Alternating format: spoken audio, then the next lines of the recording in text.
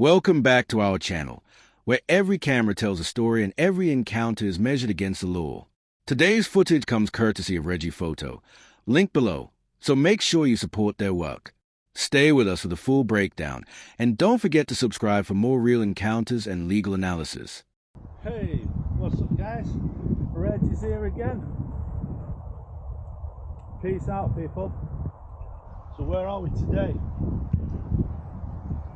Well, we're on an industrial estate in Warrington, guys. So we're in Warrington, and look at the clover I'm wearing. The videographer begins by calmly introducing the location, documenting an ordinary industrial estate. Nothing about the situation appears confrontational at this stage. This is a typical starting point for many public filming audits, simply observing and recording from areas accessible to the public. At this moment, the environment is quiet, but that's about to change. I can't hear you, buddy. We can't take photographs of this property. Who's that, mate? Because it's private. Pardon? Because this is private property. No, I don't want to come in. No, well you are taking photos of this private property. Yeah, but you're taking photos into private property. Yeah, just the building in general. Why? Pardon? Why?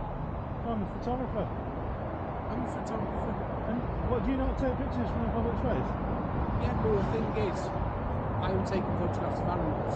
Animals? I'm a wildlife Oh, photographer. you got a thing about animals, have you? Why are you being such a dickhead? Dickhead? Well, if you know photography rules, you should know that I can do this. Yes, and you should know that. After some time filming around the area, a security guard approaches and begins questioning the cameraman's activities. The guard immediately raises concerns about filming buildings and CCTV infrastructure. Situations like this often reveal a misunderstanding of filming laws, especially when private security assumes that recording buildings from public property is restricted. The tension begins to build as a guard challenges a cameraman's presence. Well, you're on a public highway, fair enough, yes. But when it comes down to the law, with CCTV, whatever, you are only allowed to film on your own private property. Yes, but I'm a public person, I'm not part of a corporation.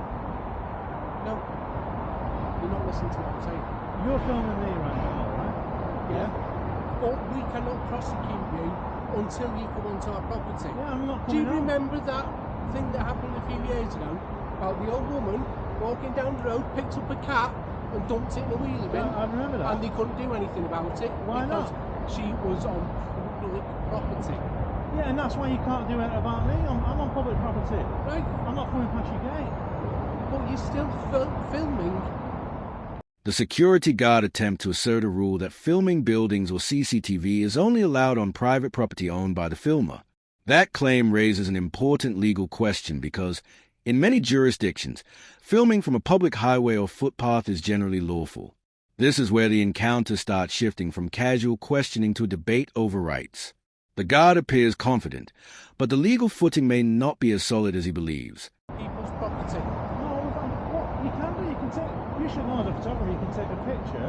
Yeah. From anything from a public space, right? Yes, but when it comes into buildings like this, what do you know what Tether is? No. Can you tell? Pharmaceutical.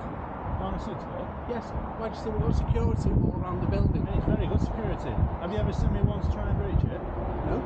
So there you go. I'm not wanting to come in. I But can you are take still filming. So you could go and say, right, we've got this many cars on. This is our security. The cameraman pushes back by explaining that photography from public spaces is widely accepted and legal. This moment highlights a classic clash seen in many filming audits, a citizen asserting public rights while private security attempts to impose restrictions. The conversation becomes more heated as both sides stand their ground.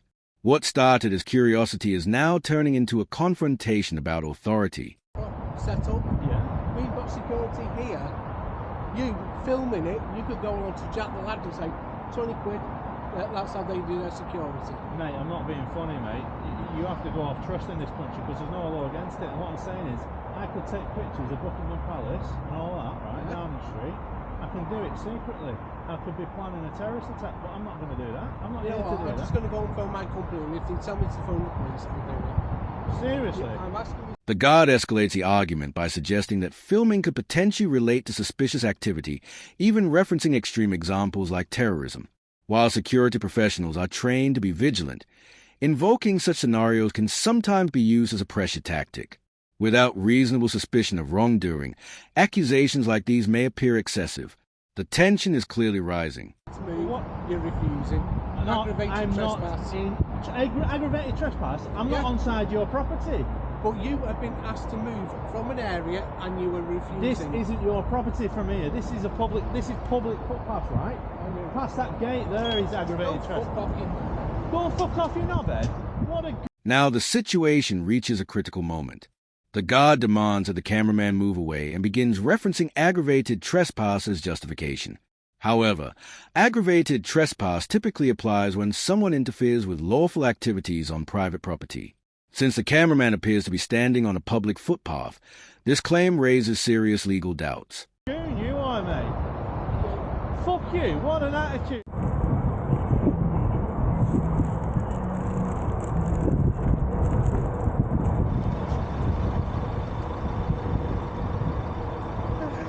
So guys, I'm just...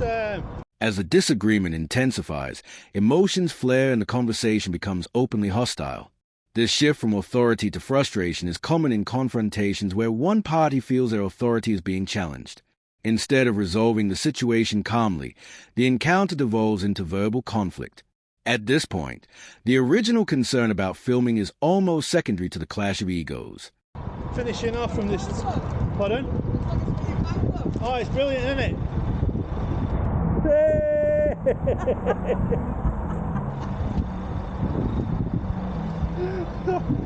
Yeah. So guys, we're just doing some finishing off here. I've been here for some time after that goon started, effing and jeffing at me. And as you can see, guys, after the heated exchange, the cameraman remains in the same public area and continues documenting the aftermath. Interestingly, no further enforcement action appears to take place. This moment often speaks volumes in filming audits. If the activity were truly illegal, authorities would typically escalate the response. Instead, the situation seems to cool off. I got myself a sandwich. A steak pie, so I'm going to enjoy this. He accused me of bloody aggravated trespass, so I've waited around and to see if he was going to come back out. I think his boss has just told him to stay in the building, don't come out, as long as he's outside the gates, he's right. Now that's a photographer. How crazy is that guy? Bloody hell. But anyway. The cameraman waits around, suggesting he expects someone else, possibly management or authorities, to appear. But nothing happens. This quiet pause illustrates an important point about many public filming disputes. Once the legal reality sets in, the confrontation often ends without further action. Sometimes the best response is simply patience. I'm not letting it spoil me steak pie. And we had a bit of banter with the people at Johnson's there. So a big shout out to Johnson's Group, PLC, all having a laugh with me. You know, the woman actually touched me hair at the sandwich van. She said, "Is it real?" Anyway, guys, till next time. The filmer reflects on the encounter while continuing to document the area. Encounters like this highlight how misunderstandings about public filming laws can create unnecessary conflict.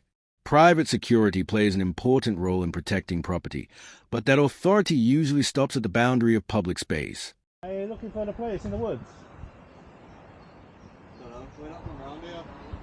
Hey, can I sleep here tonight? Oh, I don't know. There's I've seen loads of people. If you walk about 100 foot that way, there's two entrances into the woods. Okay. One on that side, one on this I side. got teepee. Are you staying here tonight? No, no. You can cuddle up with me if you want. Fuck off, man. What? I got teepee. What? You're crazy, mate. It's nice and comfy here. Yeah, do what you got to do later, but for now, we're working here. So. Alright, I won't interrupt your work, you know. Right, Take care, guys.